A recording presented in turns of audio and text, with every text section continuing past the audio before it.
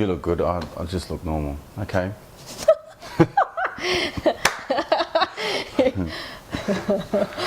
That's pretty funny, actually. Thank you.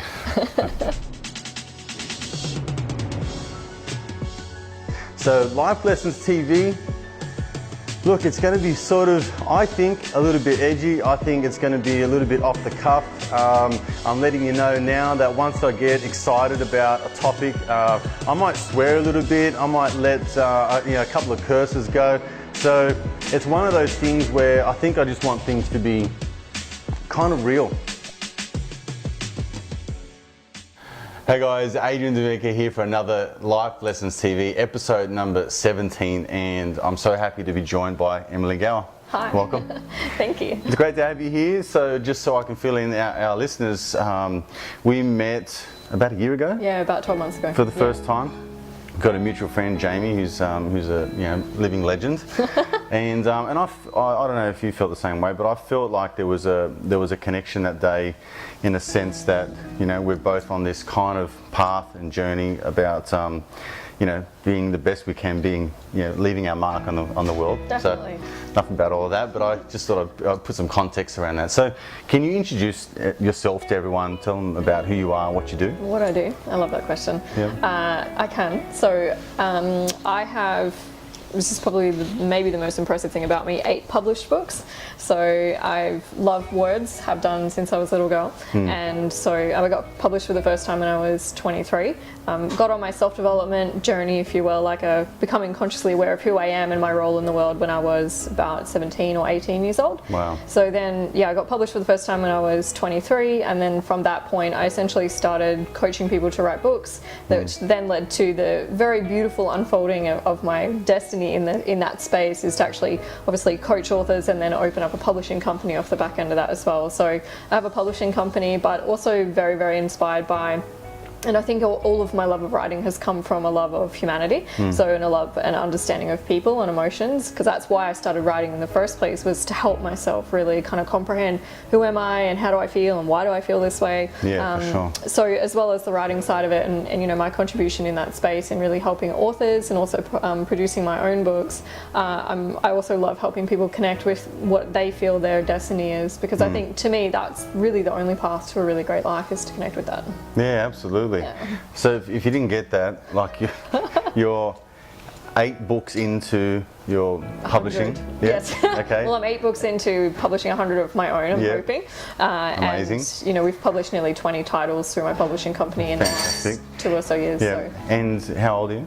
28. 28. Okay, so I'm already jealous, and because for me personally, I've had a goal of writing a book one day, and so you've written 8, and I feel like it's just a piss poor excuse, that I'm actually even contemplating writing one when you've done one at such a young age. Yeah, but I don't have children. Yeah, that's true, but anyway, let's just move on from that. All right, so can we talk?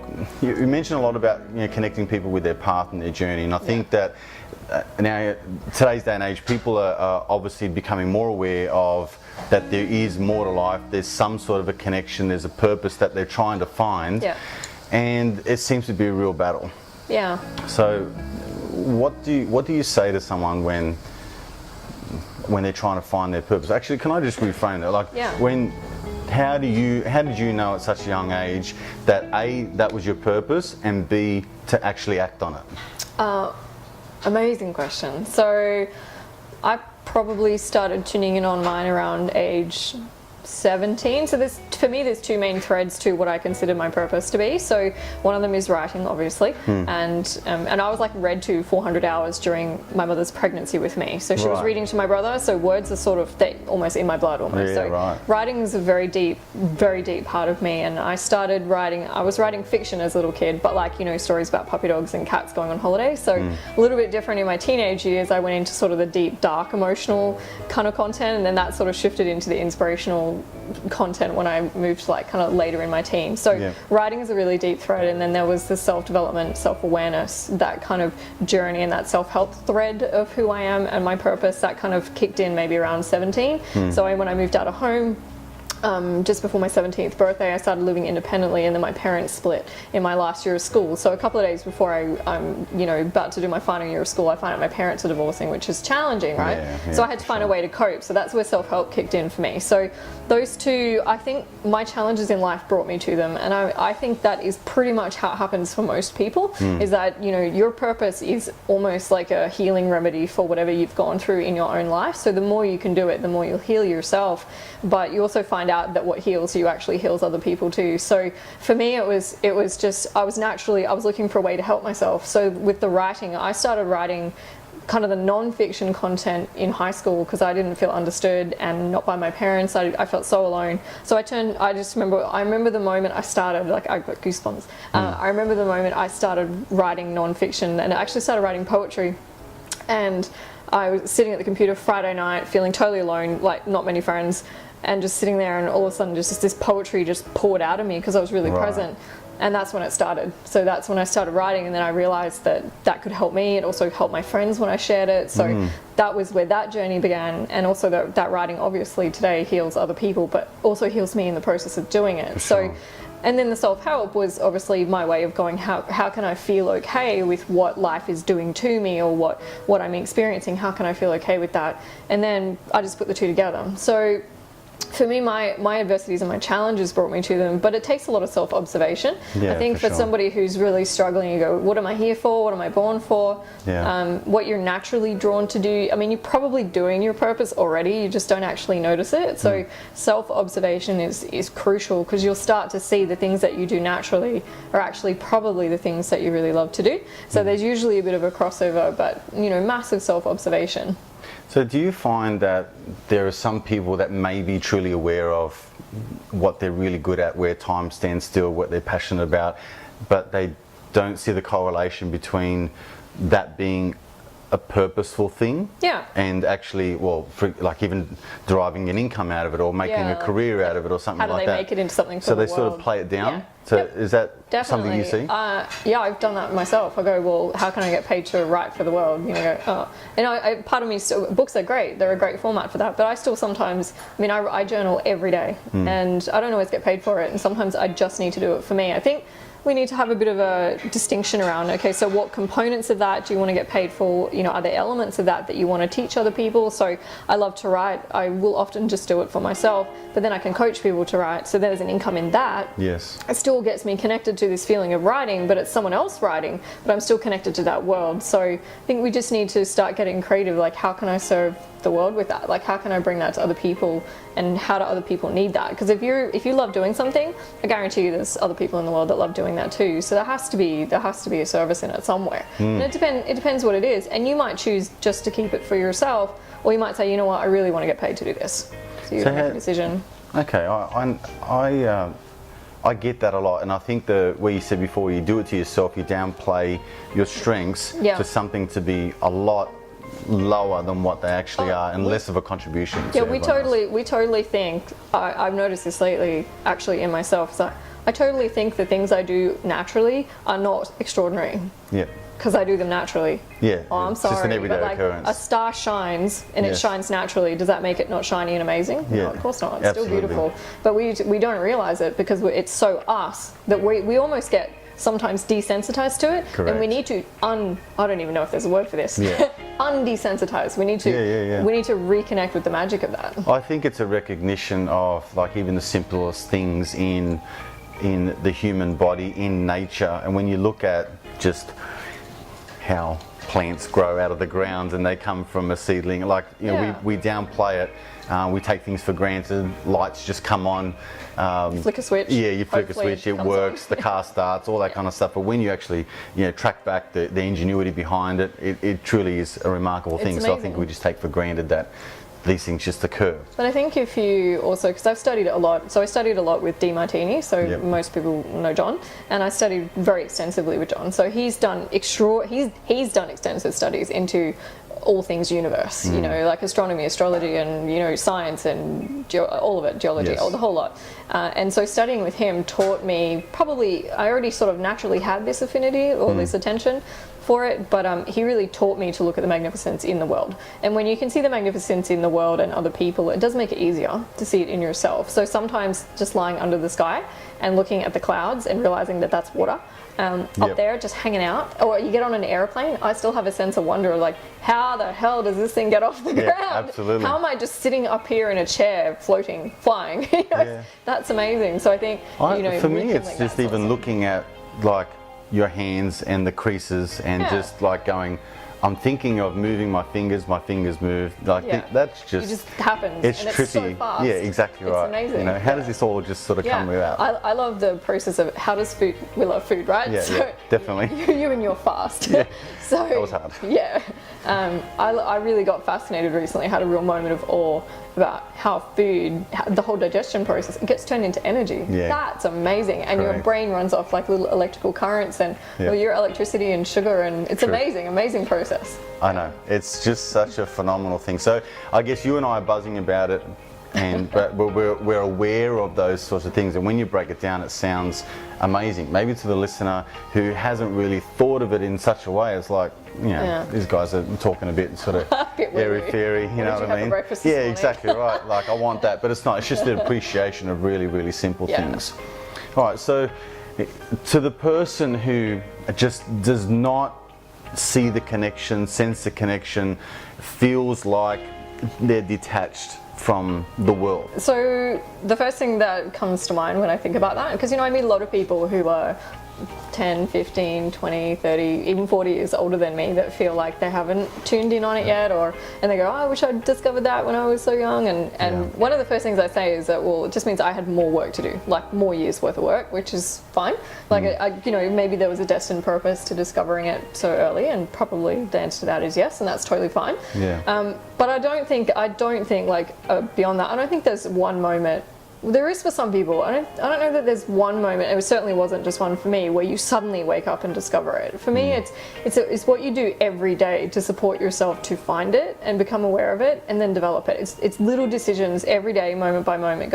Will I go out with these friends that maybe I don't even really like that much, or will I stay in and be with myself? I think it does require a degree of being present with you and your path, because I'm so interesting. I'm just doing quite a bit of an emotional processing around feeling like I've been kind of a loner in my life. We all are in our own way, but actually it's in the time where you sit with yourself that you kind of get to know yourself. So if you feel really untuned in on it, or you feel like you're way off track or nowhere near it, usually you've let your life become full of everything else and you just literally haven't prioritized it. So there has to be a decision somewhere where you say, I actually want that more. So there's kind of two ways that you can live. You can live and you can let life dish you up whatever it dishes you.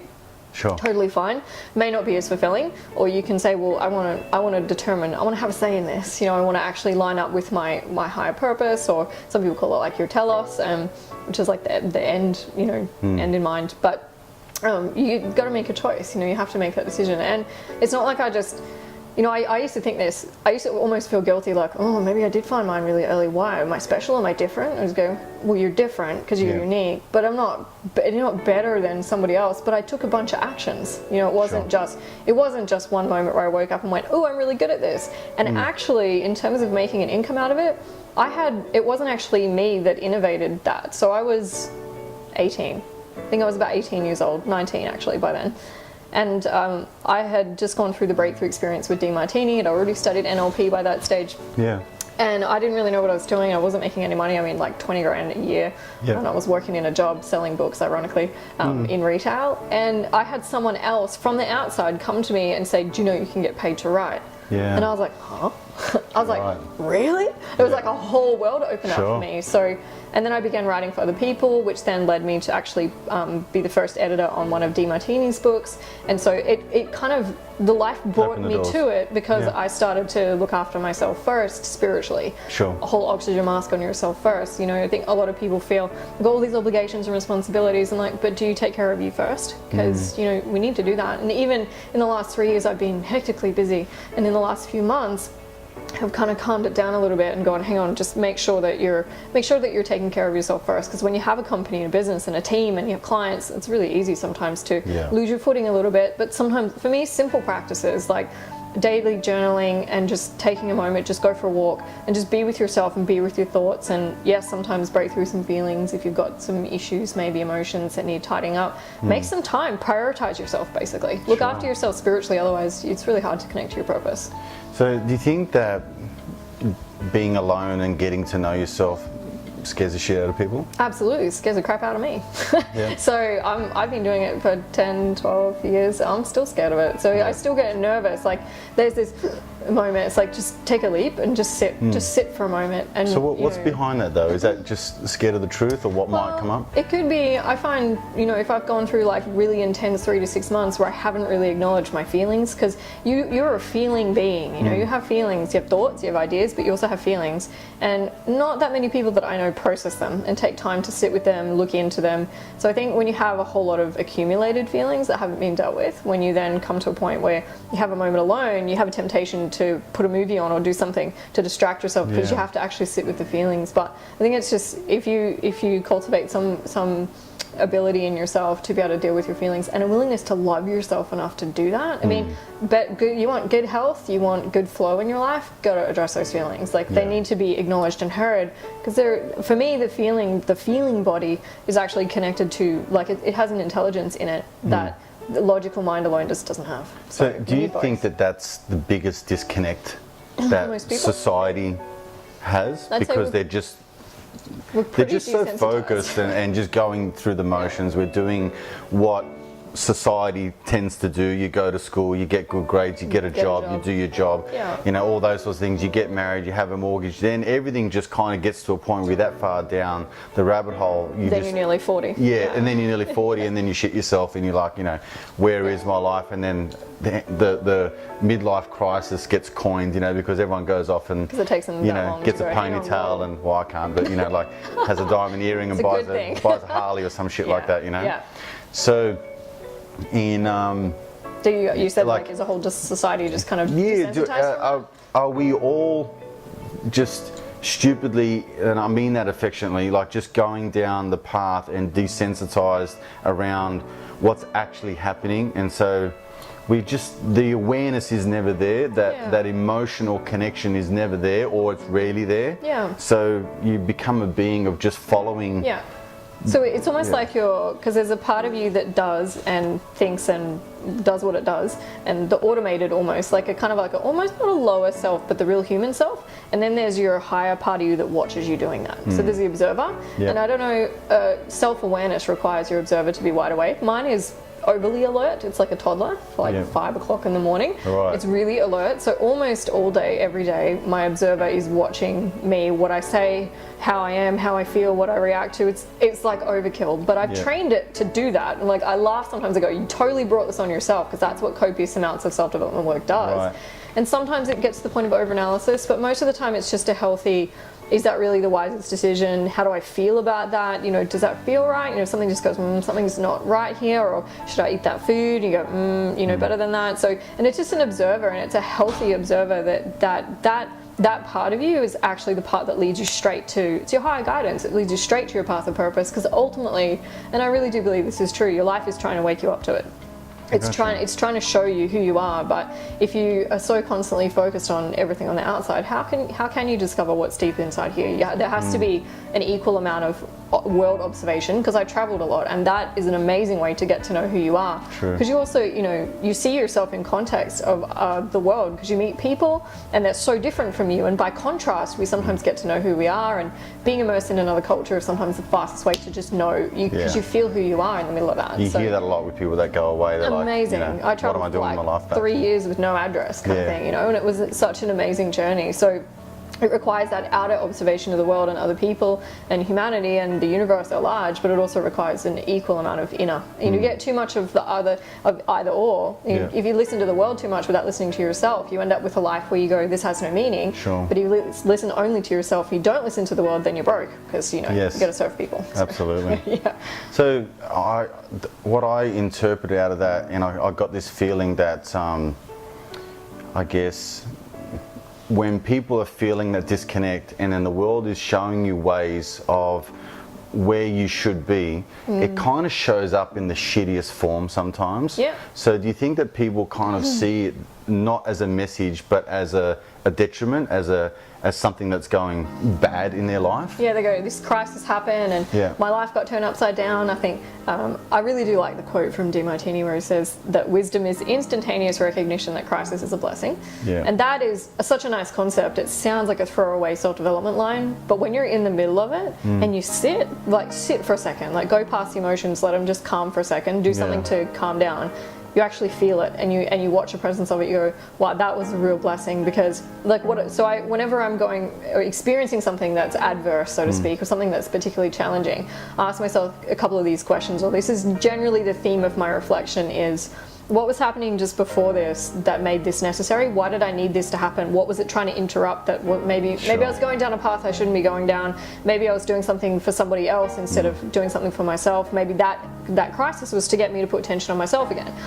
So sometimes I'm asking, well, why was that? Basically saying, well, why was that necessary? And trying in every capacity possible to get my human emotions out of the way and go, what was your purpose? Like, you know, I want to see it. And that's a big thing. Most people don't want to see it. It's like you have to want to see it. When you do, it literally changes your life, because all of a sudden you don't sit there going, that was like the worst year of my life. You sit there going, that was an amazing redirection, and that was phenomenal training that I didn't even have to pay for because life didn't. Exactly. I like that one. So sitting in the middle of that, and you just go, I have all these inspirational quotes tacked on my wall at home, and one of them says, God's preparing you for greater things. And I love that. It's just really quite profound, because those moments, they're turning points, and they are there for a reason. And I've been through some adverse things that I don't usually share publicly, but they literally alter the direction of your life. And usually I have sort of a theory on adversity. So let's say that let's go into evolutionary journeys. Say that because you have an evolutionary pull. Everybody has a pull inside them to grow and evolve in some way, shape or form.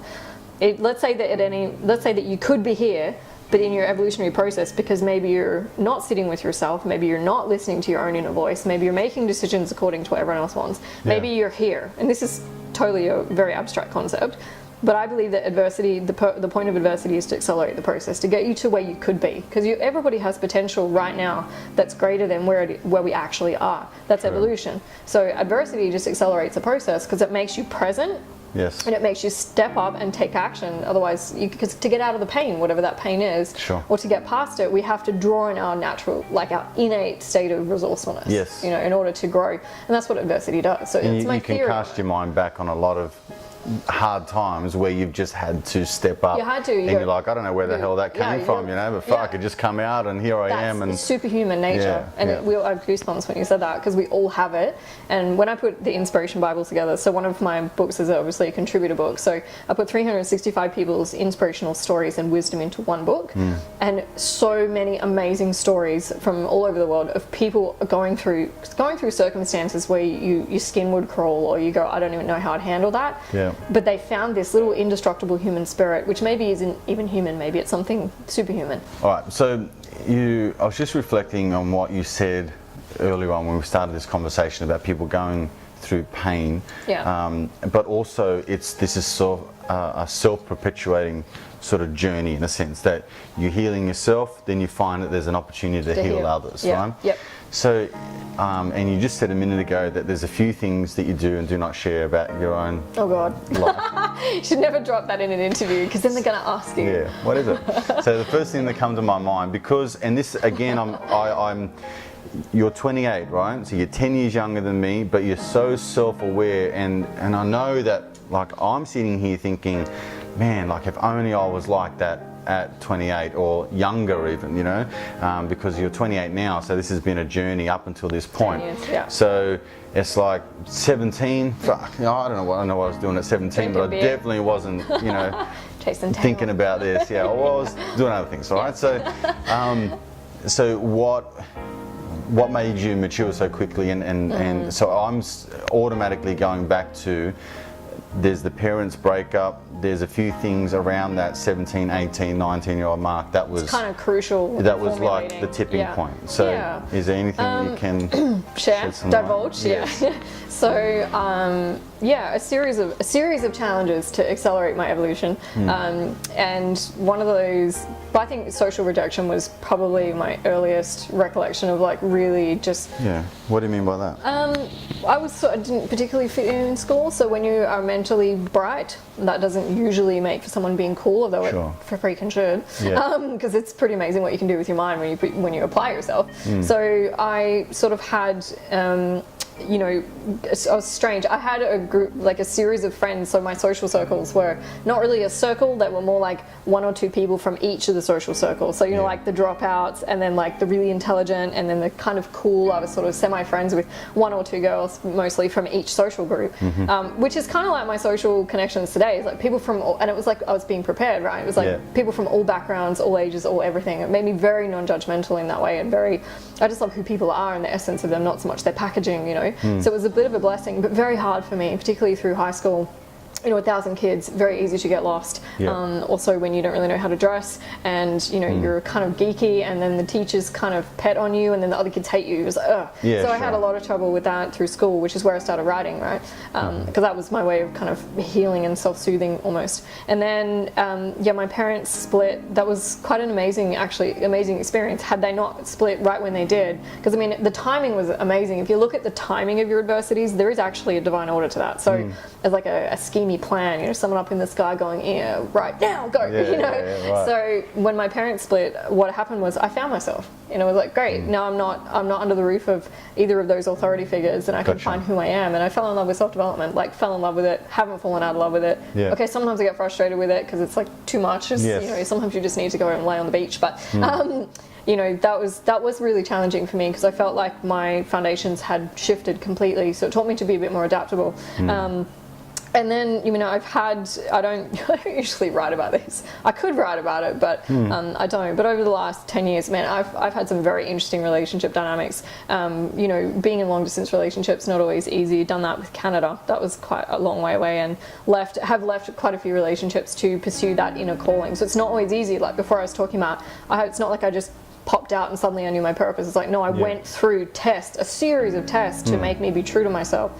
Because you get to that moment where you go, I just can't pretend that this is not important to me. So you just admit it and go for it. So I left that partner at Toronto Airport at like 5 o'clock in the morning, and I'm standing there looking at him, knowing I'm never going back. And that was hard. It was really quite emotional for me. Very, very challenging. I've had relationships that just never worked, and amazing what happens when you try to expect someone to be someone that they're not. I've had some very challenging relationships, and I've been cheated on. I've had a few quite challenging intimate experiences as well, which I don't usually divulge on interviews, but I've had some challenges, a series of them, and then trying to find myself was a big part of that. Even that journey alone can bring up a lot of challenges, and being socially ostracized and kicked out of places where I was staying. It's life, it's a journey. Okay, so now that I guess we're coming fast forward, we've gone through your journey. You're still writing books, you're still serving the world in the best way that you know how. This show's called Life Lessons, right? Yeah. So, and I feel like we've discovered like 80 of them, in the last. Welcome to my life. Yeah, that's right. But it's incredible, because it's just life, and I think what I want to get people out of this is to understand that whether you're 28, 38, 48, this is just life, you know what I mean? It kind of just happens this way. Life happens now. Exactly, yeah, and it's your chance to change things you can be a part of it, you can let life happen to you. So what's one life lesson that you can part on this conversation, the audience that's listening? If someone said to you, or if I said to you, what's one life lesson? I come to you, I'm seeking some advice, what is it? So many. People go, what's that one secret to your success? I'm like, it's a journey. But the one that's particularly relevant for me right now, and I've really been reflecting on this and seeing this in other people as well, is that the authentic you, so the real you, like not the one that has been boxed in to society or that dresses a particular way to look good for somebody, but the you that does what feels really true for you, not just good as in indulgent, but truly good and true, like really you know, that authentic you is undoubtedly the source of all of your value. It's also where all of your infinite, like your answers to any question that you're seeking are actually inside you, if you can keep tuning in and to your authentic self, and I think be willing to be that, because it's one of my biggest journeys in life is thinking that I'm inferior, that I don't fit in, and that you Not good know, enough. yeah, that I'm not enough in some way, and we badger and torture ourselves with that every day in tiny little ways. Like, you know, you walk down the street and there's a guy that has a six-pack, you know, maybe you've got a little bit of belly on you, or like this girl has like no fat on her, and all of a sudden it's those little moments inside your head you watch, you're badgering yourself like constantly about little things all the time, thinking in some way that you're inferior, that you're not phenomenal. I'm like, the real you, like, you know, yes, you may want to refine and improve yourself, but the true you, like that real essence of you, is the most powerful part of you there is, and it is the only way to make a real lasting difference on the earth. Like, it's how I've done what I've done, is just literally by being true to myself as much as possible, and understanding that in that space I'm not selfish. I naturally want to give in that space. I naturally want to serve people. In fact, if I'm not tuned into that, I lose that kind of desire. But the more I'm doing what I love to do, the more connected I feel to humanity, the more connected I just naturally feel that way, because you know, when we're being ourselves, we authentically, we want to open up, and we open up outwardly, and we start to connect outwardly with the world. So, but it takes courage, you know, you got to love yourself for who you are. Yes, sometimes you need to sit with yourself in order to do that, but really just sit and have this appreciation, you know, for who you actually are. So if you can discover your true authentic self and be willing to be that in every single moment possible, there's no way your life isn't going to be amazing, because it may not look slick or shiny on the outside, but it will feel amazing on the inside. Which is the most important thing. You got it. Absolutely. Emily, thank you so much for today. I've been wanting to have this interview with you for a while, since the first time I met you, I suppose. So thank you so much for taking the time to come to Sydney, and it's just been an amazing talk with you. Thanks so much. Thanks. There you go, guys. There's Adrian here for Life Lessons TV. I'll see you on the next episode. So Life Lessons TV, look, it's going to be sort of, I think, a little bit edgy. I think it's going to be a little bit off the cuff. I'm letting you know now that once I get excited about a topic, I might swear a little bit. I might let you know, a couple of curses go. So it's one of those things where I think I just want things to be kind of real.